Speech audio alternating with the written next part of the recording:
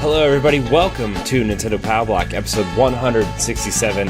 I'm one of your hosts, Corey Dirrig, and alongside me, as always, is that retro code, Eddie V. Playing Super Mario World online with a dream. Hello, everybody. Speaking of online, no, you're not missing anything. We did not go live this week because we were having severe technical difficulties. So hopefully the video version looks all right. And I am having technical difficulties because apparently OBS doesn't run on the new Mac operating system, Catalina or whatever it's called. It only runs on Mojave, so I'm waiting for that to update, which, knowing OBS and Mac, could be a year from now. So It's really stressing me out. I'm going to try to see if I can go back to the old operating system and see if that will help.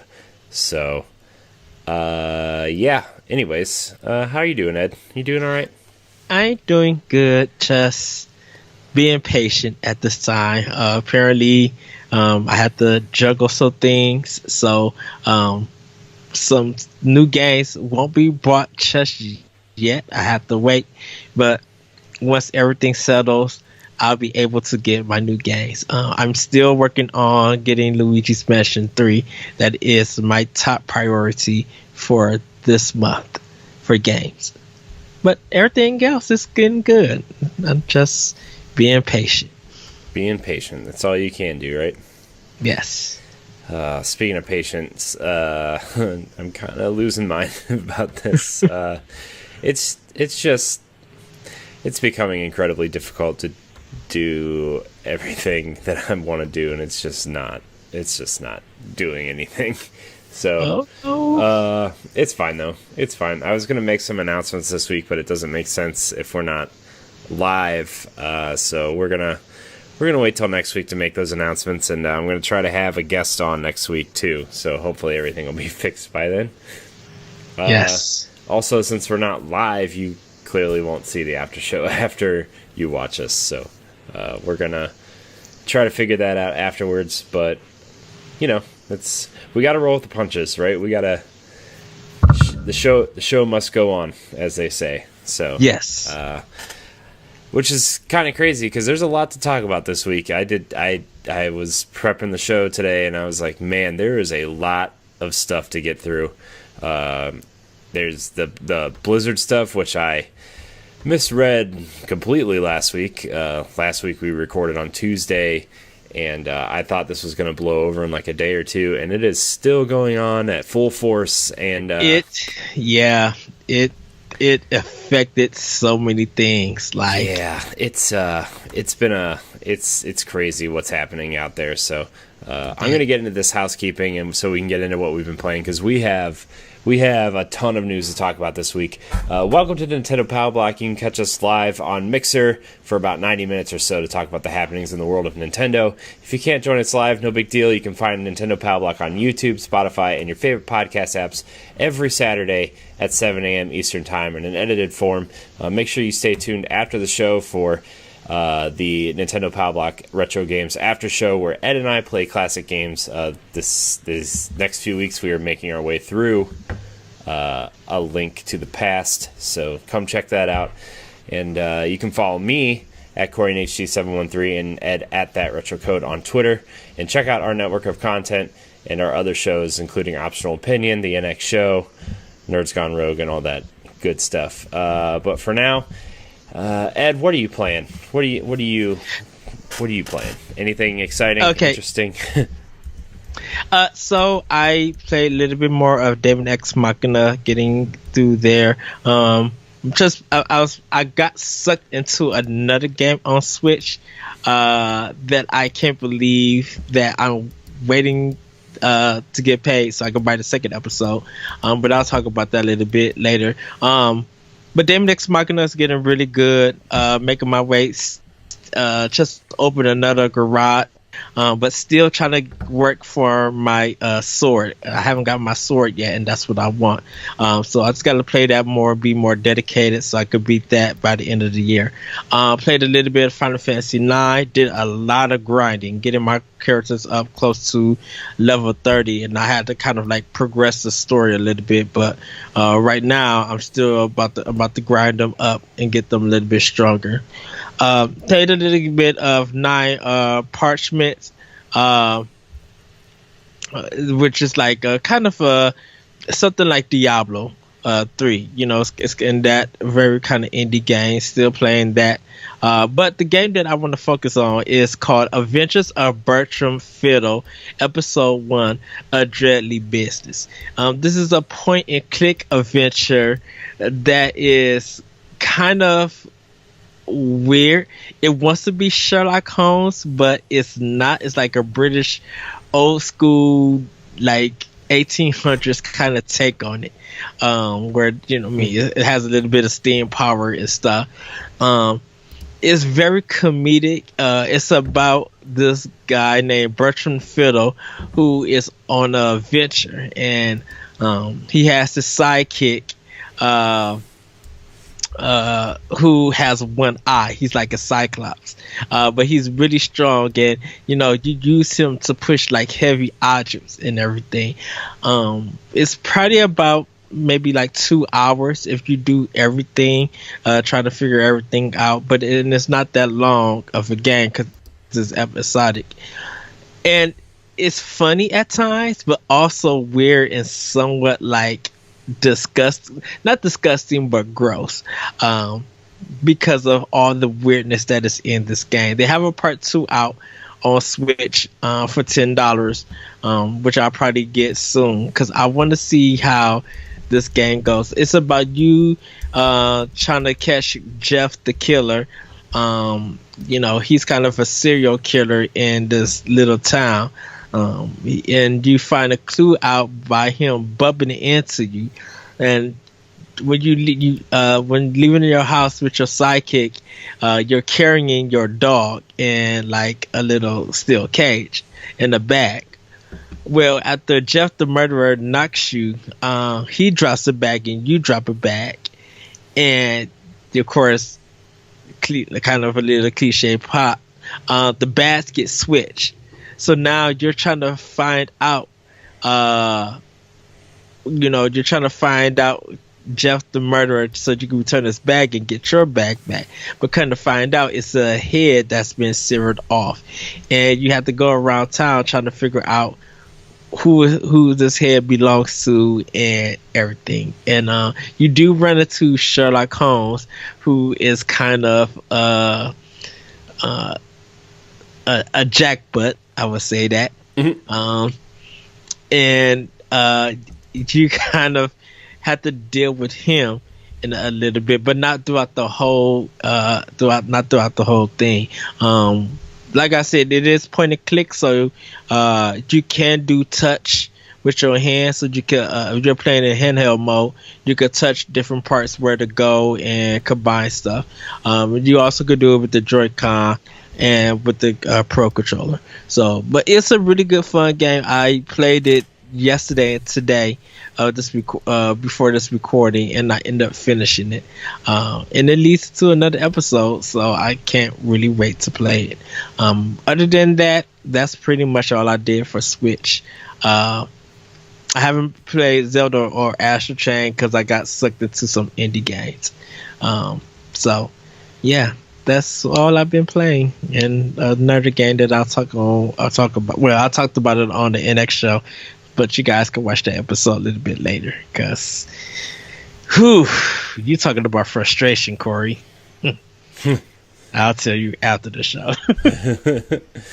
Oh man. Well, I didn't really play a whole lot on Switch this week. I played some Fire Emblem, which there's nothing really new to talk about, and that's kind of it, to be 100% honest with you. I've just been really busy trying, and Ed and you and I have talked about some things that we are prepping for the future of what we're trying to do here, and I feel like we talk about the future of us a lot, but it's finally coming into a place where I think fruition. Yeah, and there's some big announcements I wanted to make tonight with that, but we're gonna postpone that one more week at least. So maybe we'll save it for the pre-show next week and have even attach the pre-show to the regular show before the regular show starts, because we want to talk about some things and what our goals are and what we really feel like we want to accomplish. So yes, but yeah, it's been a sparse week for me on Switch, and I know a few people are getting The Witcher on Switch, and people are actually saying it's a really good version of the game, which I kind of want to check it out, to be honest with you. I did watch some gameplay stuff. I did try to see what Digital Foundry was doing and Nintendo Life was doing. There are a lot of noticeable differences, but not in a bad way. It's just it's more of a where can we kind of cut corners where people won't mind, and that would be things kind of certain lighting effects. There's a lot of lighting in that opening scene where Geralt's in the bath and he gets out and stuff. There's some lighting missing. There's some light textures, downgrades and stuff, but overall it looks pretty decent. The fact that whole game and all the DLC fits on one card. It's oh my gosh.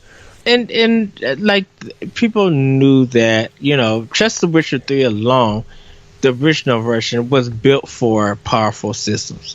So for them to downgrade it and to actually get it to working on Switch and get it in portable mode is a feature of itself. So, and people, as much as they laughed at it, people are picking it up and literally shocked. People are discussing and be like, this is a really good port. Yeah. So it's pretty cool. I'm liking what I'm seeing of that game. I just other things have kind of been in the way, finishing Gears with Jesse, and I got Control, and Destiny has taken up some time, so my Switch is in the dock charging for when I'm ready to attack some more Switch games, so which is coming soon in Luigi's Mansion. So you did finish Gears 5? No, we're about halfway through Act 3, which not to make this an Xbox podcast, but Jesse and I decided to tackle Gears 5 on quote experienced mode, and it's incredibly difficult. So yeah, anyways, that's what we've been up to. Yes. Yeah. Anyways, we're gonna get into some of these news bits because we have a lot to talk about. We're gonna talk about a lot of this Blizzard stuff. So they're kind of out of order on the show notes here, but we're gonna talk about some stuff in different orders here. Blizzard has just kind of been all over the place. It's been it's been super interesting to see. So our first story comes from Nintendo Life. Sorry, I'm trying to troubleshoot up here and podcast down here, and maybe I should just focus on podcasting instead of troubleshooting, because it's just going to drive me nuts. I'm downloading the old operating system now, so okay. Which is kind of nice that they allow you to do that, and then I'll just upgrade later. All right. Once they figure out the kinks. Sorry, everybody. I'm just all over the place tonight. I was not expecting this to happen again. Right, you're multitasking. I am, and that's the technical aspect. That's bad podcasting on my part, and I apologize to everybody. But speaking of apologizing, our first story comes from Nintendo Life. Blizzard cancels Overwatch Switch launch event, leaves Nintendo to apologize on its behalf with less than 48 hours notice. Come on. Earlier this month, it was revealed that the Nintendo Store in New York would be hosting a special launch party for Overwatch, which blasts its way on the Nintendo Switch this week. As it happens, Overwatch developer Blizzard Entertainment has canceled the event with hardly any notice and appears to have left Nintendo to apologize on its behalf. The event was planned to take place on Wednesday, October 16th, but Nintendo NY Store shared a message via social media just as Monday was wrapping up New York time. The message reads, "Please be aware that the previously announced Overwatch launch event scheduled for Wednesday, 10/16 at Nintendo NYC has been canceled by Blizzard. We apologize for any inconvenience this may cause. The event was free to attend but had very limited availability. Those fans who were lucky enough to secure a free ticket have therefore been given less than 48 hours notice that the event has been canceled." Interestingly, the official channels for both Overwatch and Blizzard haven't announced the cancellation, and Blizzard doesn't appear to have provided any reasoning for it either. Of course, it could be assumed that the cancellation is in relation to the PR disaster faced by the company after they opted to ban a pro Hearthstone player who voiced his support for the Hong Kong protests. Incidentally, if you're wondering why Overwatch still isn't playable on Switch despite it being out today, worry not. At the time of this writing, we have a handful of hours to wait before the servers go live. Man, this is one story. So the next story I'm going to read real quick, and we'll just kind of tackle it all at once. This comes from IGN. Blizzard officially responds to the Blitzchung controversy. Blizzard is reducing the punishment, but still says Blitzchung was in, quote, violation. Blizzard has responded to the controversy regarding Blitzchung, stating that it will give Blitzchung his prize money and will lower his ban from professional Hearthstone play from 1 year to 6 months. However, it does not offer an apology or remove punishments against Blitzchung following his support of the Hong Kong liberation movement. J. Allen Brack, president of Blizzard, wrote a letter to Blitzchung's community, or Blizzard's community, to address the event that occurred last week, Hearthstone Grandmasters Tournament, saying that even though Blizzard still will reduce the punishment, there is a consequence for taking the conversation away from the purpose of the event and disrupting or derailing the broadcast. Brack reiterated that Blitzchung, quote, used his segment to make a statement about the situation in Hong Kong in violation of the rules he acknowledged and understood, and this is why we took action. He continues by saying, even though, quote, every voice matters, the, quote, official broadcast needs to be about the tournament and to be a place where we are all welcome. In support of that, we want to keep the official channels focused on the game. Did you read the statement, the letter that he wrote?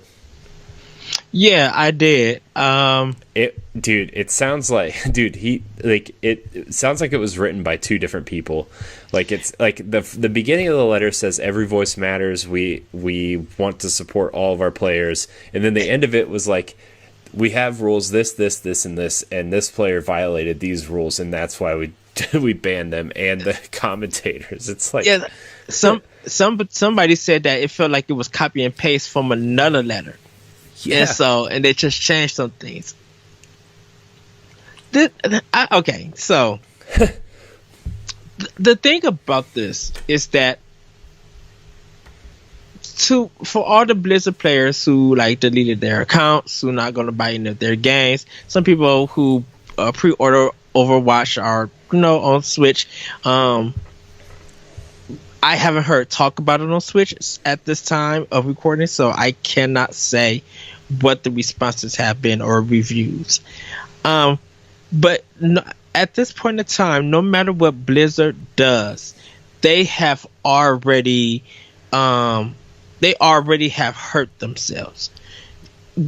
Canceling the event, of course, we know people would have showed up in Winnie the Pooh outfits and they would have made it all political and it just would have been a disaster.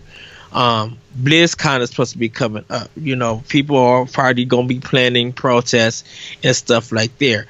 It's too late for Blizzard to do anything.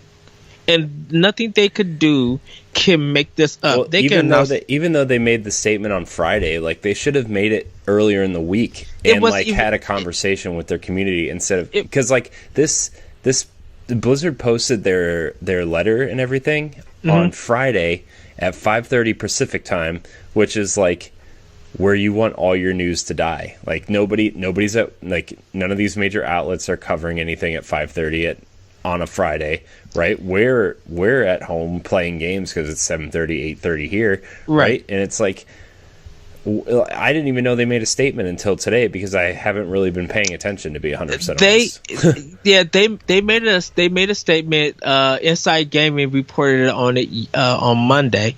But the thing about it is, before that interview even happened, Blizzard should have told them. All three of them had a meeting and stuff and broke everything down, what they could say and what they can't say. So that's on Blizzard not doing anything about, anything about saying anything. You can't say anything about the protests. You can't say anything about China. You can't say nothing about that because we have a business connection with them.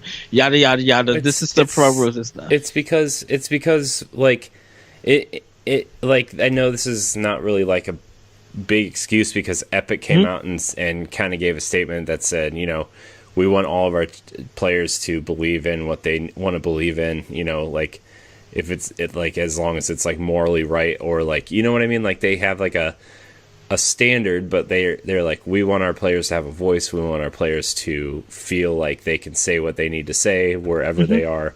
Right. And it's, and they're 40%, they have a 40% investment from Tencent, which is the biggest gaming company in the world, from China.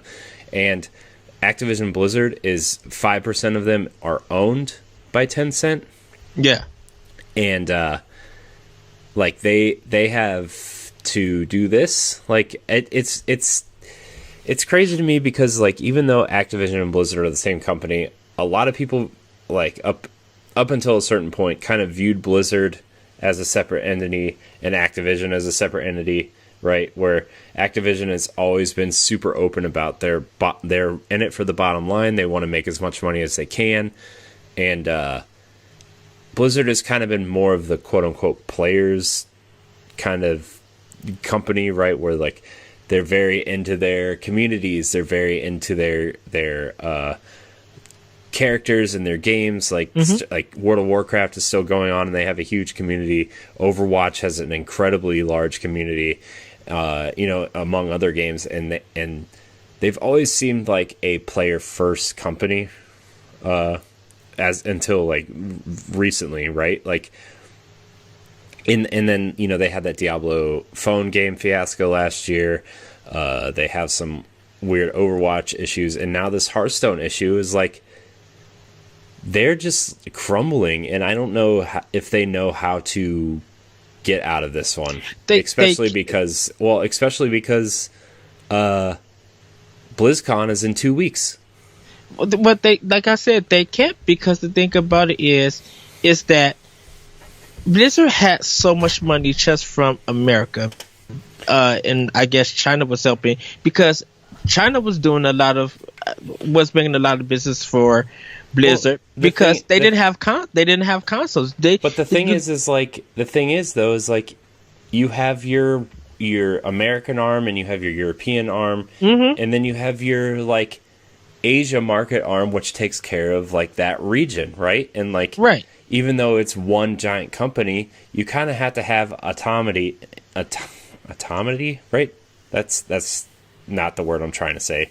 Where, like, everything just kind of happens automatically, yes, without, like, an overseer, right? And after, like, kind of looking into this and listening to some shows that kind of dove deeper on this subject, like, this kind of seems like the Asian arm of Blizzard took action without having the Western side kind of coming in and having a conversation first before they did anything. It just kind of seems like the Asian arm kind of took over without any consequence from the, like, rest of the company. Yes. And, like, look, don't get me wrong, I'm not, like, trying to be whatever here.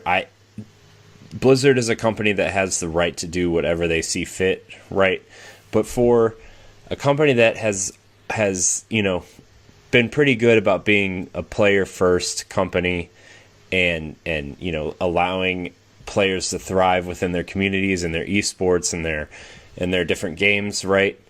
This is just, you know, as IGN put it, a PR nightmare that now, even though it wasn't the Western side's fault, they still have to figure out how to fix it, because the perception from the general public is that now Blizzard took out this guy because now it seems like Blizzard is in China's pocket. Which, to be fair, most of these companies, whether they want to admit it or not, probably are in China's pocket, because that they look, 1.8 billion people is hard to ignore, right? Yeah. And these free to play games make a lot of money over there, and that's why I said, because consoles couldn't be sold in China for a long time, they only time they could play video games was on PC. You know, China had just got the Wii, and you only could play that like on a tablet, like Wii games. Yeah. Well, you know, the Nvidia Shield is over there, and like it's not technically a console; it's a computer, and so like Nintendo kind of broke into the market over there.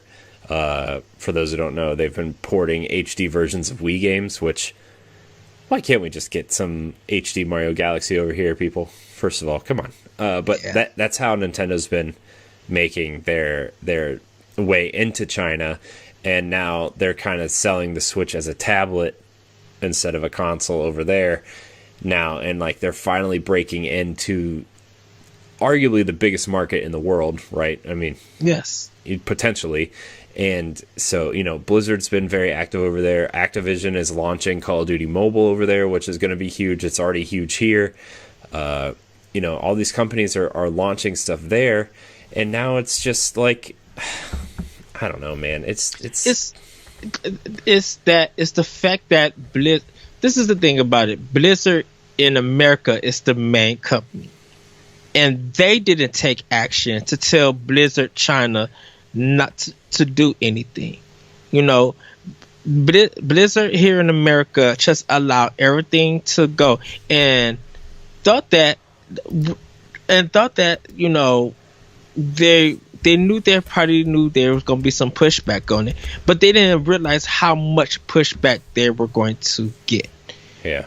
And so now when you seeing that, you know, stuff is dropping, when you know, I don't know how their stocks are doing or anything, but when you are seeing people here in America making promises and saying that they're not going to support you, you know, if you lose, if they lose America's support, Blizzard is truly in trouble.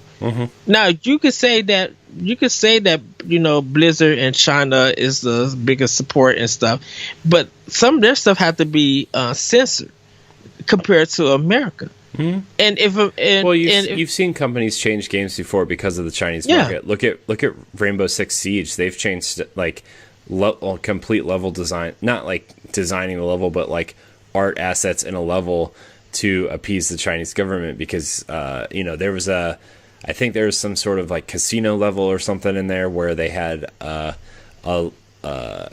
light up kind of pinup girl on one of the windows or something.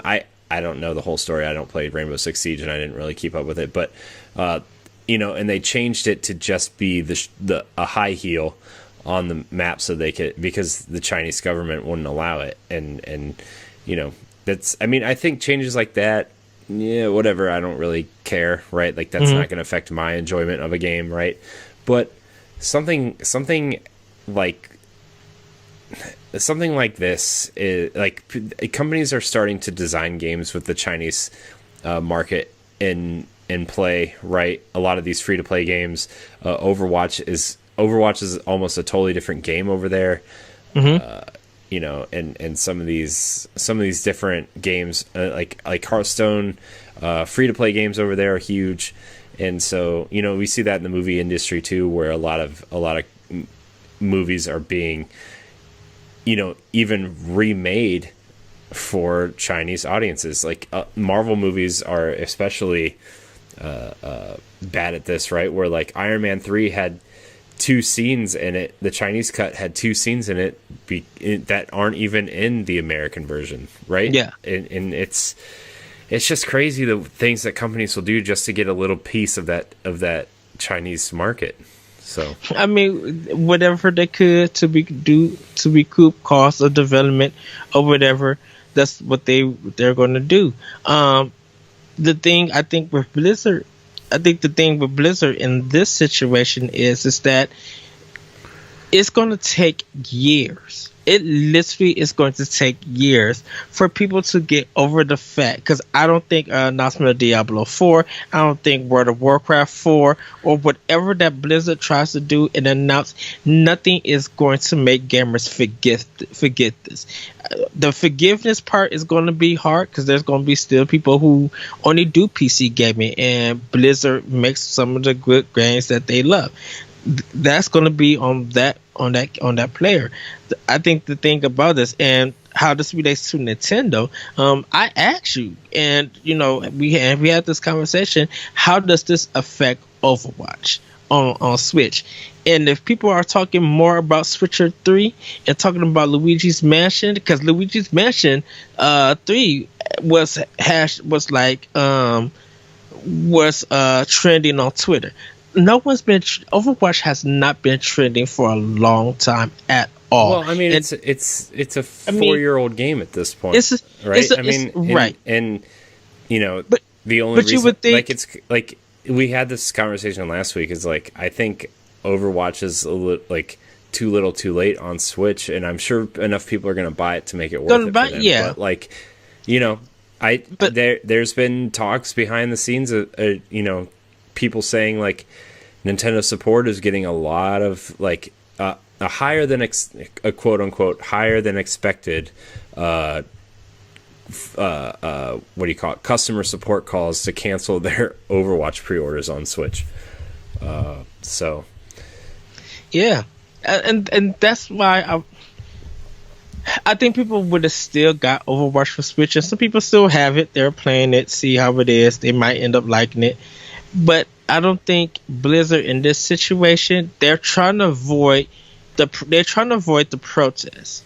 It's great that BlizzCon got us money, the suspension thing, and he even made a statement that about it and everything. It's the thing with BlizzCon, like if it gets to the point, I think they may cancel it.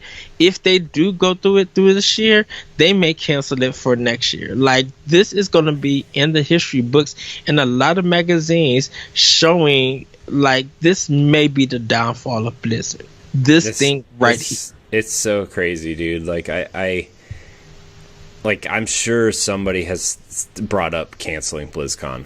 Like I doubt it's going to happen because there's so much that goes into it, right? But like, I'm sure somebody is like, maybe we should cancel it because of all this backlash. Because we don't want, like, it's not just Blizzard employees, but like, I don't like, you don't want anything to happen to the people who are going. Like, right. It only takes one person to ruin it for everybody, right? And if you want to protest what's happening in Hong Kong or protest Blizzard or stuff, like, vote with your wallet. Don't cause something terrible because the video game community already has a hard enough time, right, not being associated with stuff like that. And, just don't get like protests in a peaceful, like, a peaceful human manner and not a crazy manner, please. Like I do worry about people going to BlizzCon and the employees of Blizzard and that kind of stuff, because it only takes one, it only takes one person to mess everything up. So. Right. Like yeah, just don't push the boundaries, don't push the limits, vote with your wallet. Don't if you already bought Overwatch, look, if you're mad about Blizzard, don't buy Overwatch on Switch. Don't buy their next game, right? Like we do talk about this a lot. Like, if you were upset about Mass Effect Andromeda, don't buy Anthem, right? Like that we had that conversation on other shows, right? Like, just be mindful, vote with your wallet, like let these companies know. And I know, like, it doesn't seem like it's going to help. But if 100 people don't buy your game because of that, that's $6,000 that company's not getting, right? So, all right. And if you do support them, you know, that is your right. You have every right to buy any game that you feel like you should own. I feel like don't be ashamed about it. You know, give your reasons on, you know, I want to support this because I've been looking forward to get this game on the system, and I understand the situation that is at hand. But I'm here for the game, and I want to have fun with the community. I know what comes with it is attached. It is what it is, but just for me personally, I want to have fun with it. Yeah. And let it be right there. You know, you're going to have some ups, you're going to have some downs, you're going to have some negativity, but you'll also have some positivity. Just know that from this time until in the future, for a lot of Blizzard products, it's going to be a sit back and watch. Mm-hmm. It's going to be some protests, and it's going to be a while before they get back on their feet, and they're going to have to talk about this. They're going to have to address this. And if I don't feel like Blizzard is going to close as a company, or they're going to stop making games or anything. I don't think anything like that's going to happen. I don't either. But I was listening to a podcast today, and they were saying like if Blizzard pulled out of China, they would have to cancel 80% of the projects they're working on. They would have to lay off 70% of their workforce. Like, the Chinese market brings in a lot of money for them. And, like, I understand that, right? Mm-hmm. You have to be able to, like, I think, and you know, I'm pretty naive about business stuff. I don't really know how business works. And I know, like, China does fund a lot of things and whatever, but like there's got to be a way to appeal to the Chinese market without letting the country run your business, right? Yes. So I don't know, man. It's weird. It's crazy. And it's sad that Nintendo it's good that Nintendo apologized. Nintendo did what they had to do, but it's sad that they had to get dragged into this. And it's sad that Overwatch alone is being affected by this, because, you know, new stuff from Overwatch is happening. It is coming into the Switch system that people wanted. And it's just a bad time for Blizzard to have this going on when this moment is happening. Like, this should have been a big moment today. Like, Overwatch and The Witcher 3 should have been like in talk and in high praise. But and unfortunately, look, because Blizzard messed up, like, The Witcher is getting all the attention, right? Yeah. Like, and not to say that The Witcher doesn't deserve the attention. I think it does. I think CD Projekt Red has become the players' company where, like, you know, they send out letters with every copy of the game saying thank you for buying our game. We are truly grateful that you purchased it. Whatever, yada yada. Right? Like, they don't have to do that. Right? They don't have to include an instruction manual, which companies don't do anymore. They don't have to include stickers and you know, trinkets with their games. Right? They don't have to do that, but they do. And I think players appreciate that little extra effort that they do go through, where, you know,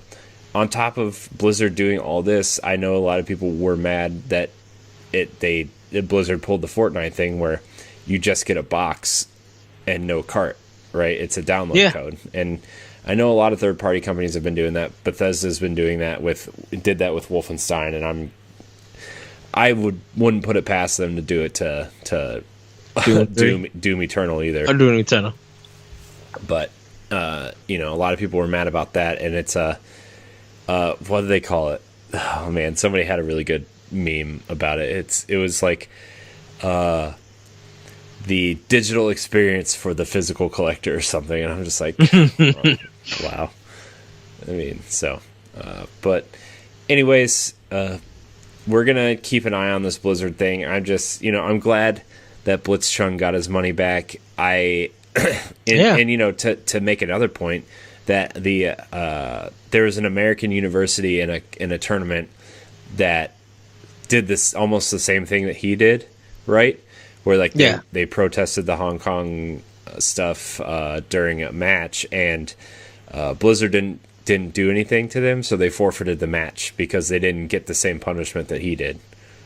And which I think good on them, right? Like they didn't have to do that, right? They're kids trying to earn money and play games that they love, right? But sometimes it's more than it's more than a game, right? Like it's about people being free and being about what you believe in and just being better people all around, and it's going to take a lot for that to happen, and the liberation of a free China is something that's going to take a lot to fight for, right? And so the last thing before we move on, let's see how Blizzard's esports turn out now for the future. Mm-hmm. Because if of course they're going to now make that rule like completely known to the participants, but like is anyone really going to be trying to do any of Blizzard's esports, or is something else that's an esport is going to gain those participants and those like. You know, part of me wants Blitzchung to like find another game that's not Blizzard related and kind of like take that up, but another part of me kind of wants him to like win next year and kind of stick it to him that way too. So I don't know.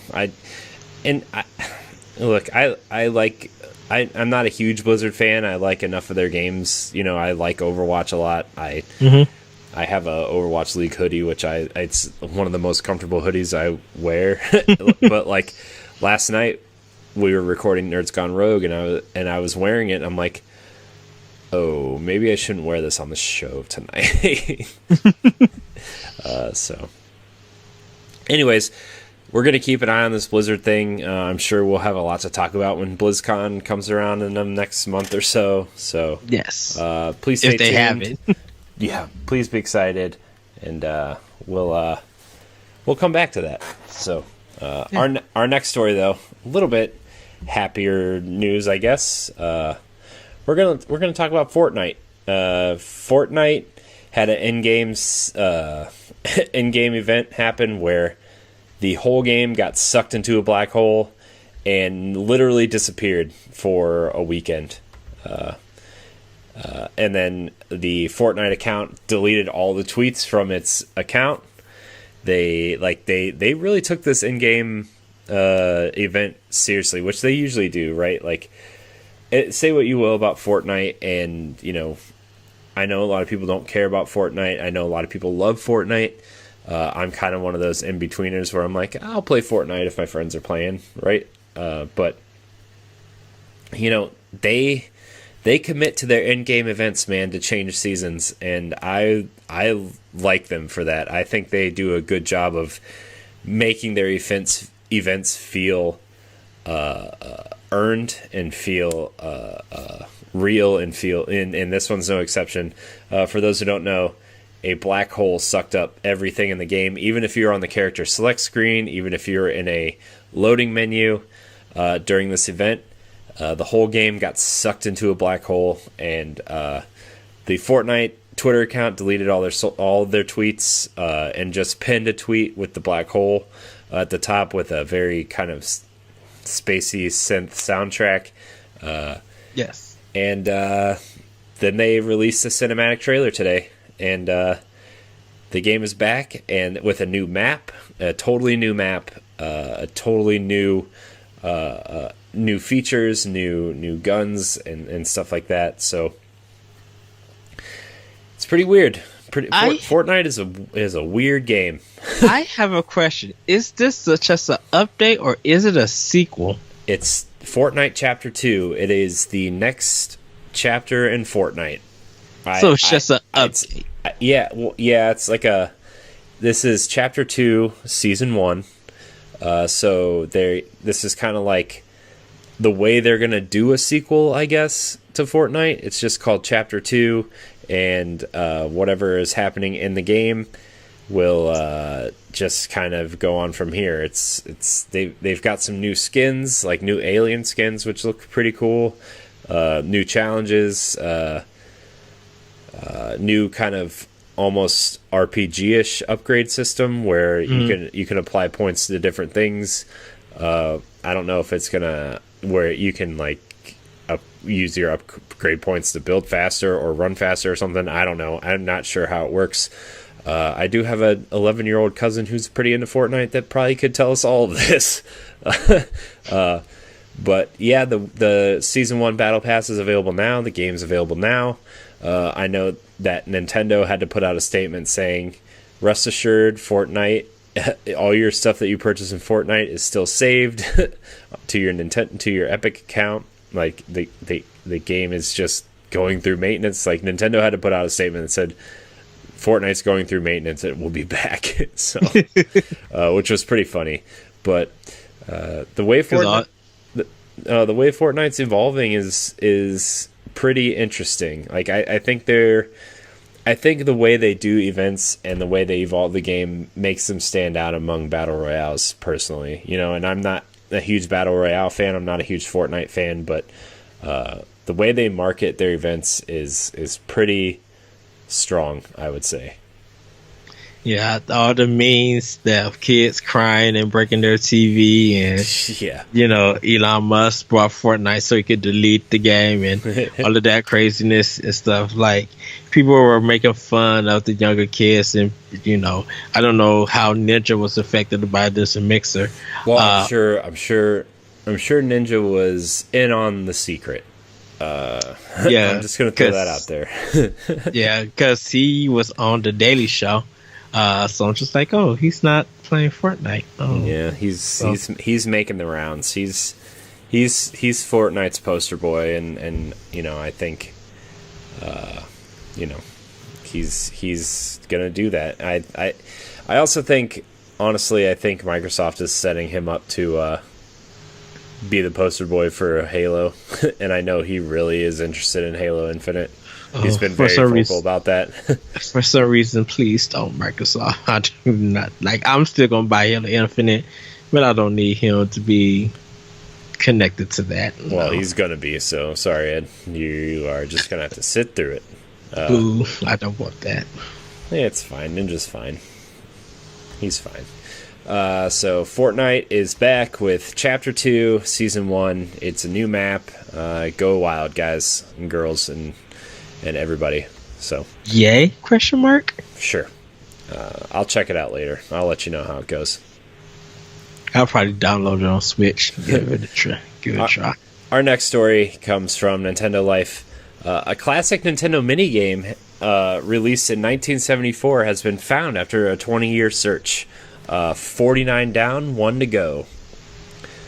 Before becoming the juggernaut of the video game industry, Nintendo got its start manufacturing and distributing Hanafuda cards. There was also a period between 1971 and 1976 where the company created a mini-game toy series comprised of 50 different games in total. One of those is supposedly called Driving Shot, requiring players to score points by shooting 5 metal balls into a circular area. To get the best score, you need to target the middle circle, and then it shows some pictures. What's so exciting about this is the fact that Eric Vascuel, the creator of the historical Nintendo website Before Mario, recently managed to acquire 4 copies of the classic minigame originally released in 1974 after a 20-year search. Eric now has 49 of the 50 minigames. Here's a little bit more about his latest edition. The game is all about judging the speed to give the metal balls by pulling the plunger the right distance backwards. The ball is shot one by one, then zooming around the outer rim of the game area by flying off a ramp at the end. The game looks a little bit like a mixture between pinball and skee-ball. Yeah, just to give you a little bit of an idea. There's pictures on Nintendo Life's website. You should check it out. These are really interesting to look at, considering what Nintendo is today. When the ball has just the right speed, it lands in the 5-point zone or the larger 3-point zone or 1-point areas. It actually is surprisingly hard, with most attempts ending in the ball out of the area. So this is pretty cool. I didn't know Nintendo was making stuff like this. Exactly, in the 70s, same here. So it's really cool to see like Nintendo art before Mario exists, because there's like rocket ships and flowers and all these kind of weird things in a weird looking kangaroo thing. So it's pretty interesting to say the least. If you go to Before Mario, you can go check out all the rest of them too. It's pretty interesting. I was looking at it during lunch break today, and it's pretty interesting to see what Nintendo was doing before video games. So yeah, anything else you want to touch on that subject, Ed? No, just like I love when new Nintendo history is revealed. And I kind of learned of it because it's just like, man, I didn't know they did that, and I think that's really cool. So yeah. And plus, I love some good old pinball and skee ball, but a mixture of it, I was thinking it in my mind, just like, how would that work? And then I was just like, yeah, it works fine. It's fine. It's fine. All right, our next story comes from IGN. Super Smash Bros. Ultimate will be EVO Japan's 2020's main event. So Super Smash Bros. Ultimate will be the main title at EVO Japan 2020 next January. Announced at Nintendo Live Super Smash Bros. Ultimate Challenge Cup Grand Finals, the game's calendar flagship fighting tournament will host Ultimate as its headlining game at next year's Japan Championship, January 24th and the 26th. Super Smash Bros. Ultimate will sit alongside many other games such as Tekken 7, Soul Calibur 6, Samurai Showdown, and BlazBlue Cross Tag Battle. While it's great news for Smash fans to see the Ultimate headline EVO Japan, the event does come on the exact same weekend as Genesis 7, the dedicated Smash Bros. Tournament held in Oakland, California. Genesis is the world's largest grassroots Smash event, so it will be interesting to see which event fans show more interested in that weekend. It's probably gonna be EVO, due to the fact that the one in Japan is streaming everywhere. I think people are going to check it. But also, EVO would be would be a great idea to announce the 5th character or announce the Season 2 DLC for Smash. You know, if Nintendo really want to just knock it out the park and they allow EVO to do this, why not do it there? And that will give the upper hand to them over the other tournament. I think the other tournament will probably be fine. I think people will go in and check that. But like EVO has more different fighting games. And since it's going to be in Japan and Nintendo's there, why not get together and announce the next Smash DLC?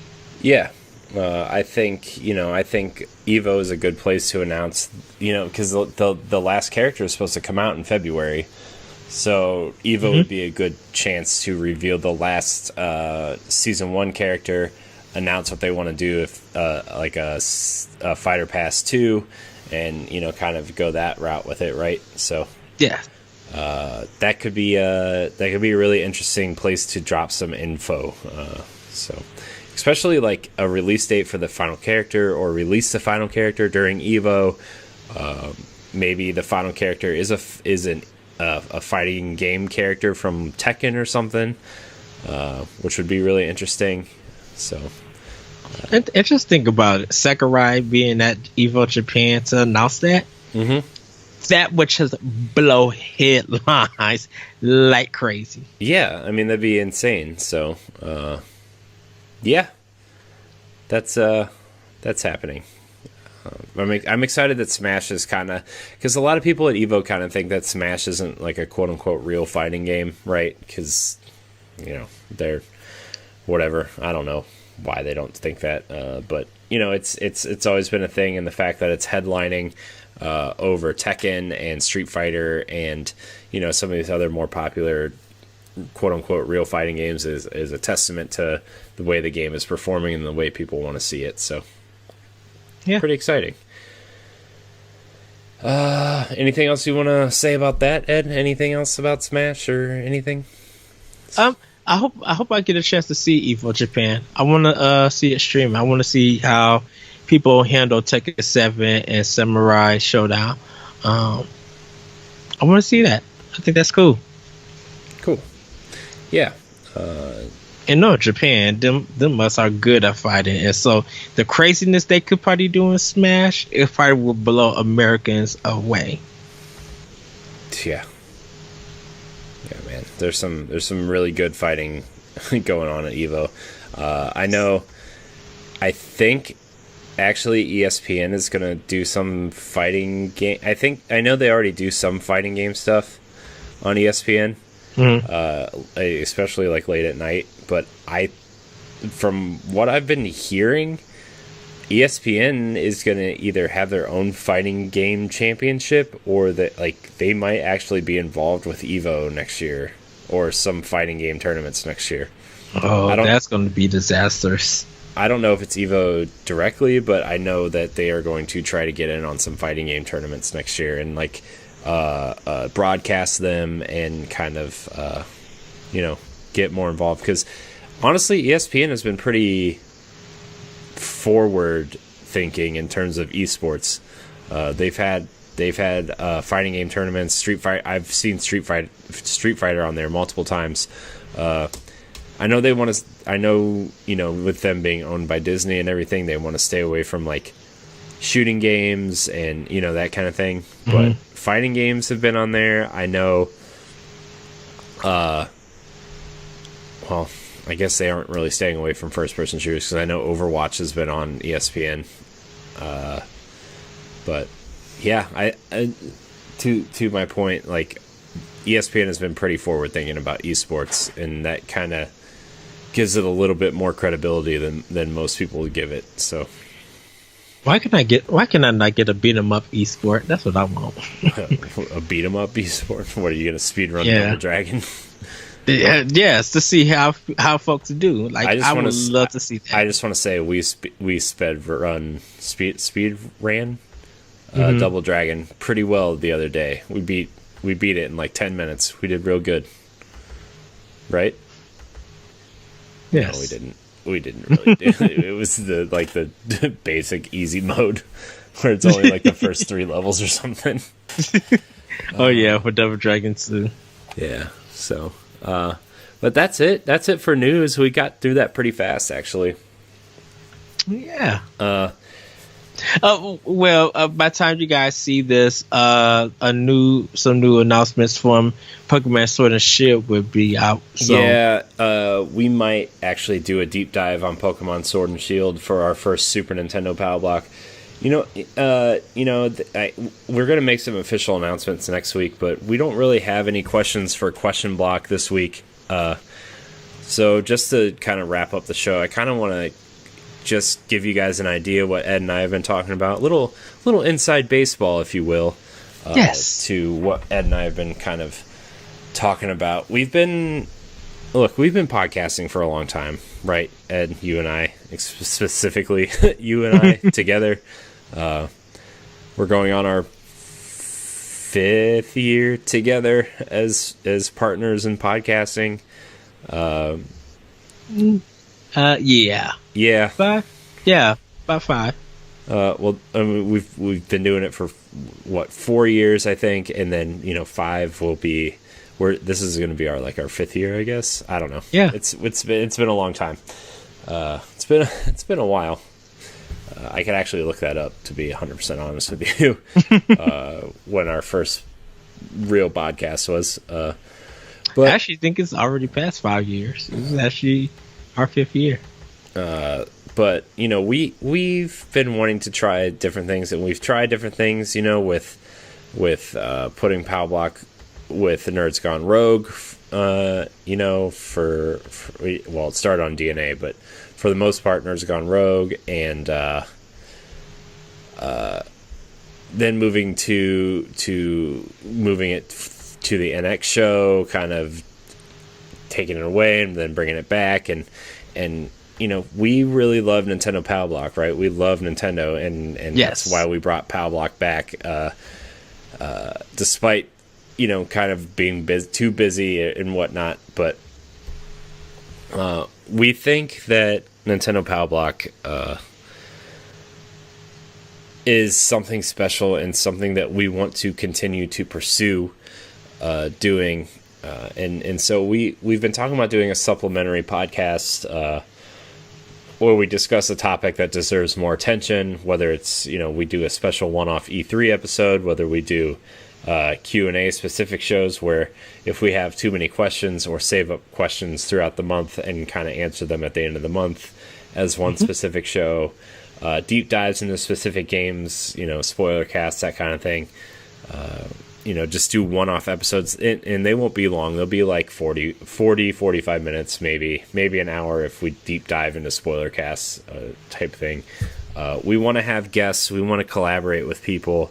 When we brought it back, we kind of discussed not ever having guests, like just me and Ed do the show every week. But as the show has kind of grown back to where it was before we stopped, right? Our numbers for the show are quite surprising considering we were gone for 3 months, and we have a new feed, and we have a lot of changes in the background, right? And yes, I know me personally tonight I haven't really been super focused on the show, and that's because what Ed and I have been talking about the last week or two. I'm trying to get everything in working condition, so I've been multitasking across streams, across podcasts, across YouTube stuff. Like, I've been really trying hard to get everything kind of just ready to go, because Ed and I have talked about, and I know this is kind of like a weird subject to talk about, but like monetization and kind of growing the show in different ways, collaborating with people. Like, we have Joey Ferris from Ferrisville Productions penciled in for next week. We obviously want to get Ray and Jesse back on the show. We want to get a bunch of different content creators on the show.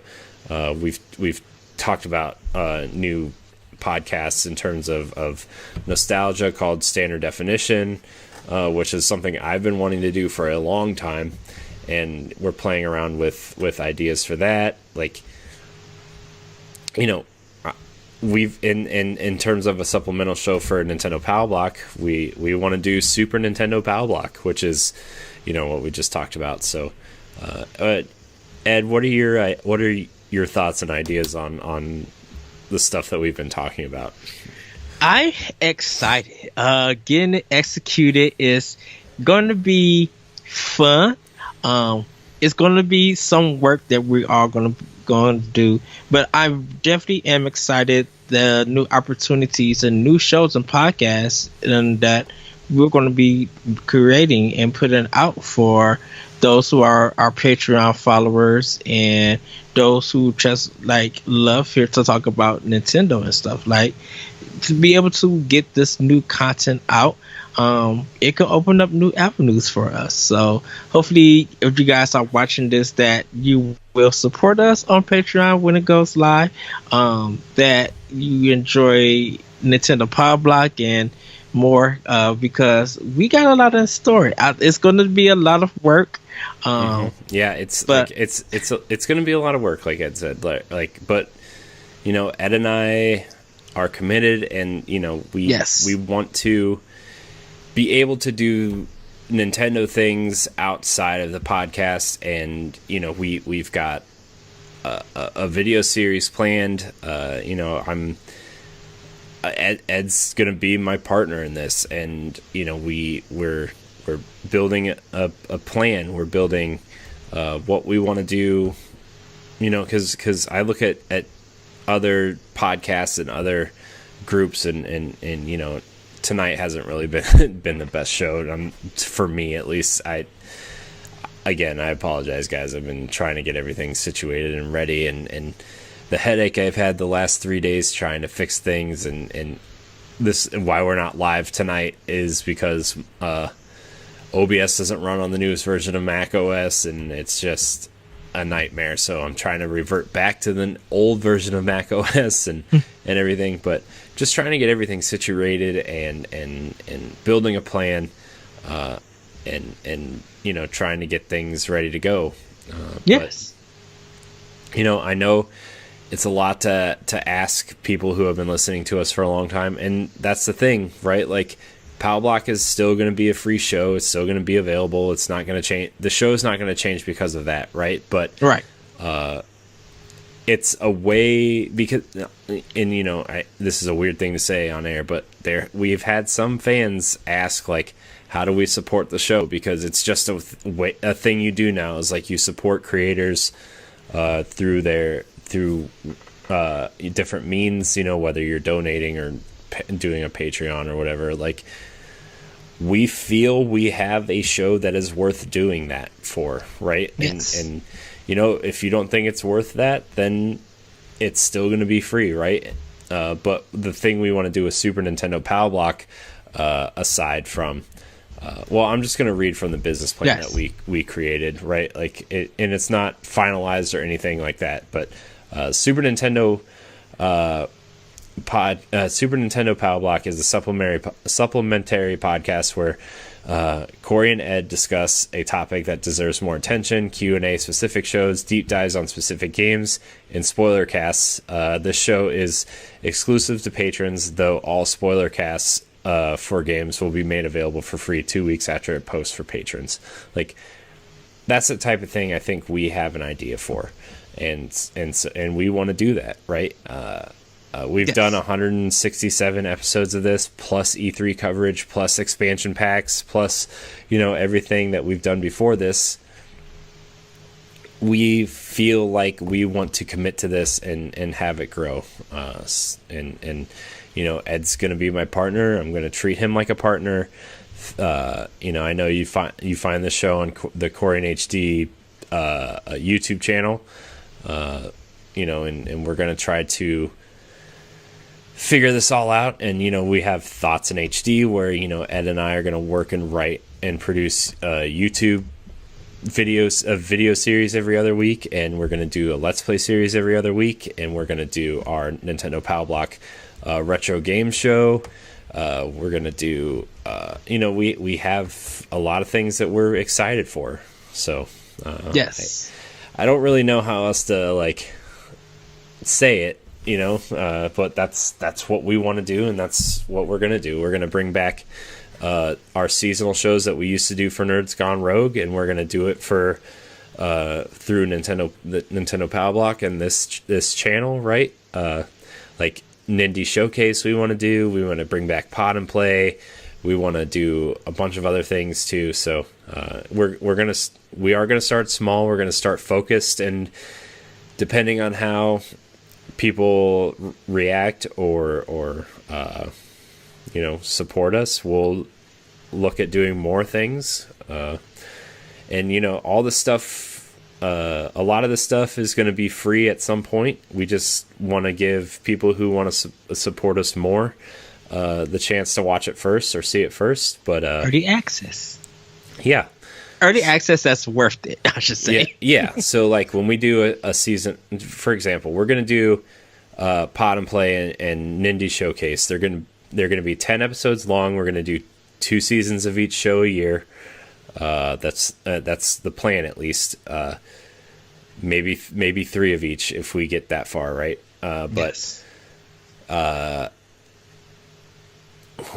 doesn't even make sense. If we did 3 a year, 3 seasons. Yeah, but that would be 60 episodes in a year. Is only 52 weeks. But anyways, that doesn't matter. You might be surprised. We'll adjust on the fly if we need to, right? But my point is 2 weeks after Pod and Play, we'll release each episode a week like we used to on our Patreon.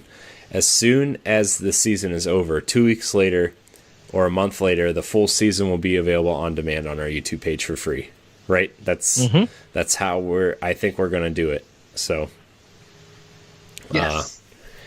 And then of course you can visit the website to see what we're writing and what we're trying to tackle. Also, there's some things Ed and I need to talk about that way too. But it's something we really want to do, and something we really think we can do.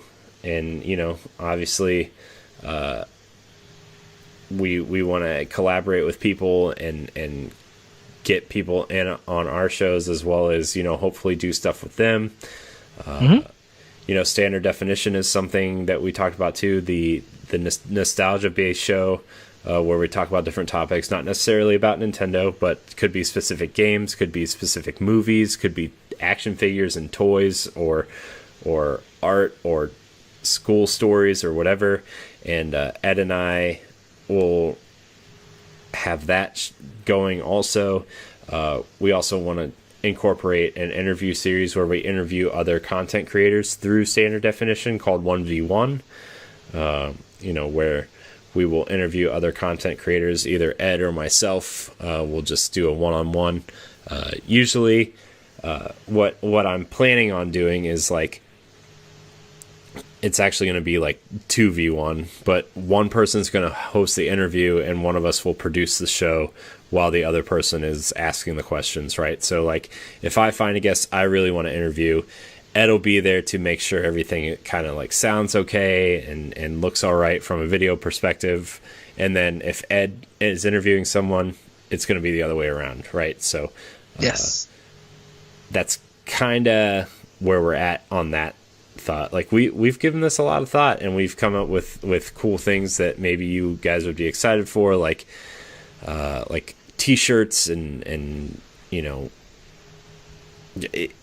we're like I said, we're probably going to make an announcement next week in terms of like maybe making a separate video or a separate podcast explaining all this stuff. But I'm excited to kind of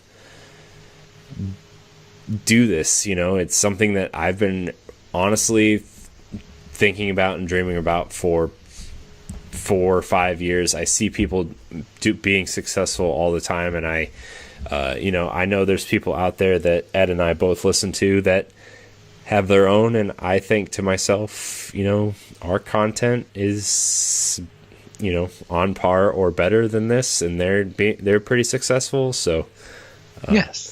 But also, like, I don't want to overwhelm ourselves either, right? Like, I think podcasts are becoming bigger and bigger every day, and this is just the way that podcasts are going. The YouTube stuff is more of a supplementary thing for us, because we like podcasting, and I think that's our bread and butter, at least. So, and there's other things that are that we got to talk about too. Like, we got to talk about what we're going to do with the NX show, on that side of things as well.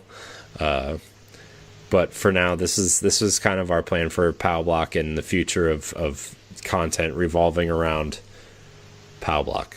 So, yes. Any thoughts you want to bring up, Ed? Anything you want to kind of throw out there? Because I kind of sent you all this through a Facebook message, but we really haven't talked face to face about it yet.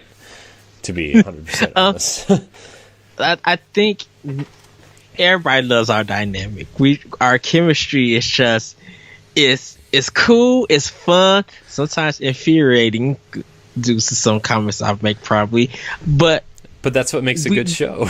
Exactly. But we work so well, and I think that's the way that we work together. I think it continues to bring people back and show how much passion and love we have, not just for Nintendo, but creating content.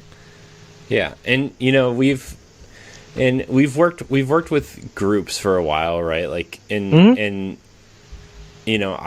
love Nerds Gone Rogue stuff, right? Like I still love Matt and Moose and those guys, but we've had a lot of conversations with people over there, and not that like it's a good or a bad or a negative thing, right? But like, they don't have the same goals and aspirations that we do with this stuff, right? Like, yes, Nerds Gone Rogue is a show that we do every Monday night because we have fun with it, and that's okay, right? That's how 90% of the podcasts out there exist, right? Friends getting together to talk about things they love and moving on with their week, right? And that's that's how Nerds Gone Rogue is going to exist, right? And that's good. That's great. But we moved Pow Block off of there for a reason, and kind of formed the NX show for that same reason. And now we are going to try to do this, right? We wanted to get the NX show its footing. We wanted to give Pow Block a chance to grow a little bit before we kind of made this announcement, I guess. The next couple weeks, I'm sitting down with a business plan, seeing what I can trademark, seeing what I can do to become a functioning business in the state of Ohio. And we're going to move from there, right? And yes. But, Ed, like I told you, I love you. I've appreciated the effort you've put into everything we've done since day one, right? Like, you go back and watch those first episodes of Nintendo Pow Block, and you're like, oh boy, the show may not go anywhere. And guess what? We are 167 episodes in. Yes. We have a lot more to do, a lot more to discuss, a lot more to just do, right? And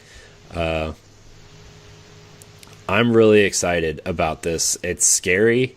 I don't want to come off as like, excuse my French, but I don't want to come off as an asshole asking for people's money. Like, that's not what I want to do. I want this to be something where if you enjoy our content enough and you have like $1 or $2 to spare and you want to support us and keep our shows going, that's what this is for, right? And if you would love to help contribute to what we create, and like you said, you got $1, you got $2,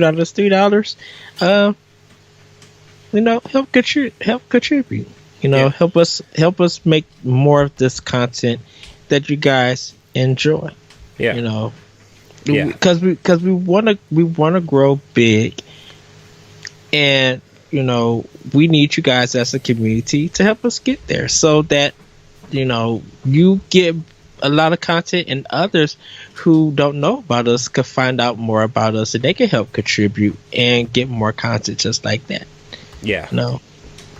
And like I said, Ed and I are going to try to be smart about this. We're not just going to go out there like we've known some people out there who have created a Patreon and tried to do it and couldn't keep up with it, and I don't want to say they failed, but they stopped because they couldn't keep up, right? And we want to be smart about this, right? We want to be active with our communities. We want to be active on social media, and we want to do things that we know we can do within a tight schedule and a tight kind of, I guess, budget in a way that will be meaningful for the viewers, right? And that's how we came up with Super Nintendo Pow Block, right? I want to do more with this show, and sometimes there's topics I want to talk about. Like, for example, tonight, the Blizzard thing could have been a whole episode of Super Nintendo Pow Block. Yes. When Luigi's Mansion comes out and we play through it, that can be a whole episode of Super Nintendo Pow Block. And questions and comments and concerns and thoughts and ideas, like, those can all be part of a Q&A episode. Like, there's so many things we can do with that type of episode that just won't fit in a normal episode, and that's kind of what I want to do, so yes. But that's kind of a kind of let's throw mud at the wall and see what sticks kind of way of explaining what we want to do. Ed and I will have a more cohesive video go up, and not a real episode of Nintendo Pow Block, but I'm sure we'll put the audio version up on the podcast feed to let people know what exactly we're doing and kind of walk through the business plan with everybody, so nobody feels like we're trying to cheat people out of listening to Nintendo Pow Block, because that's not what we want to do, right? We love doing Nintendo Pow Block, and like just from the last week or so, like our show is up 109.5% over the last 14 days than it was the previous 14 days. You know, that's doubling our listenership in the last 2 days, right? So like that's all positive.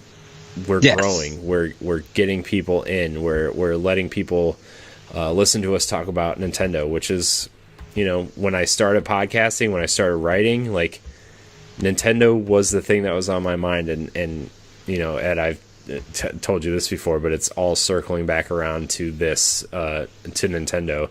And we tried so many different things. We grew a network. We grew a website, and like that was so much fun. And like I want to do that again on a smaller scale with you, and you know, whatever Jesse can contribute, right? Like I don't want to like leave Jesse out either, because you know Jesse's been such a good partner and a good friend, and you know,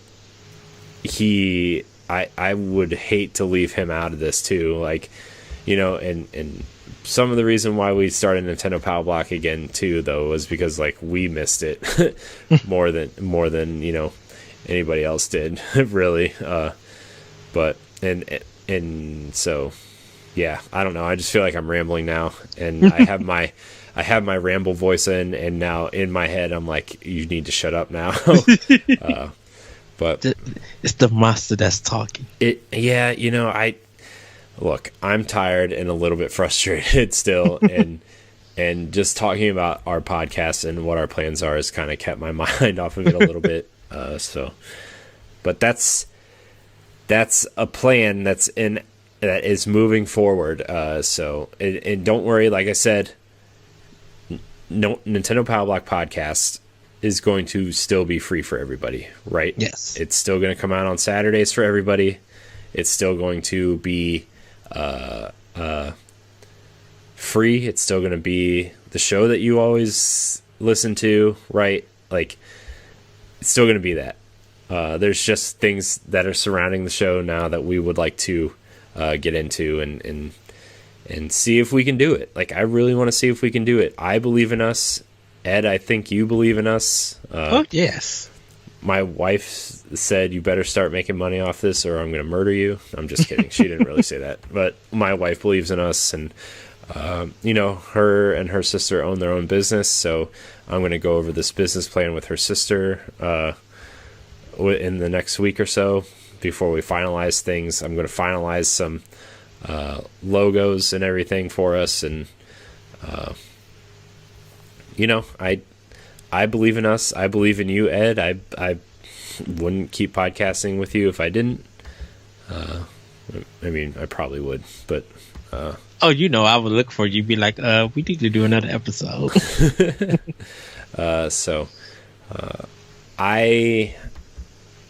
You know, I love you, Ed.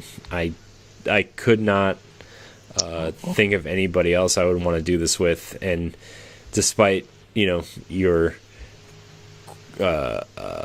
what would we call it? Your interesting takes on things. Well, questionable content. You know, that's what's going to make this show something fun to grow. So, but I love Nintendo Pow Block. I love Nintendo. I love podcasting. Same here. And you know, this is us now, Ed. This is what we're doing now. So, what adventure we're going to be going on. Yeah, and you know, the same goes with Standard Definition also, right? Like the base episodes of Standard Definition are going to go free every week too. It's just finding time to sit down and finally figure out what we're going to do with that as well. So, but yeah. This is our last couple of seconds of Nintendo Pow Block. I want to thank everybody for watching and listening. I do apologize again that we could not go live this week because of some technical difficulties with OBS and Mac OS and stuff like that. And before you say buy a PC, whatever, I had one. Guess what? It died. It broke, and I had someone build it for me. So I just, every time I get a Windows machine, it's just a bad idea. So I could add Windows to my Mac, though. I have been looking into that to make it easier on us if we move forward with all this. So, but anyways, I want to thank everybody so much for watching. Remember, you can catch Nintendo Pow Block every Saturday at 7 a.m. Eastern Time on your podcast service of choice, on Spotify and on YouTube. I encourage you to come over to Mixer and follow us there as well. Email us your questions at nintendopowblock@gmail.com, and follow us on Twitter. Tweet us your questions, and we will get to them on the show. Ed, I know you're off on Thursday, so maybe we can plan some small business meeting there and to flesh all this out before I finalize everything. So, Ed, where can we find you? You guys can find me on Twitter at ThatRetroCode and Optional Opinion on SoundCloud and other podcast apps. Yeah. You can find me at CoreyNHD713 on Twitter. You can also find me at CoreyNHD on Instagram and Mixer. You can find... Oh, that is right. What now? Hold on. You can find me... you can find me as the Lyrical One on Twitch and on Mixer also. Yeah. You can also catch the Nintendo Pow Block after show when we go live. You can find us playing A Link to the Past, which we might try to do on Thursday as well. Record that episode because I don't really want to miss one. So maybe that's what we can do for the after show. We can kind of have a business meeting while we talk about Zelda. Or while we play Zelda. So, man, I was really amped for this episode, man. I feel like personally I kind of let people down because I wasn't 100% focused, and when I get frustrated it gets hard for me to talk about stuff. So, but we all have those days, I guess. So anyways, I want to thank everybody so much for watching. Thank you for listening, and rate and review and subscribe to us as well, and we will see you next week.